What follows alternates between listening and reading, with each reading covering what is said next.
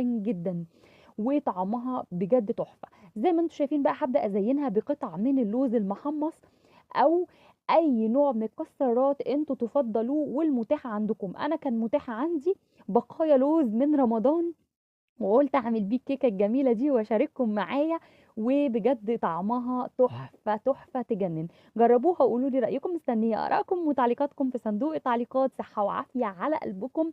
كيكة بجد روعة الروعة، أنا انبهرت بطعمها وريحتها وشكلها.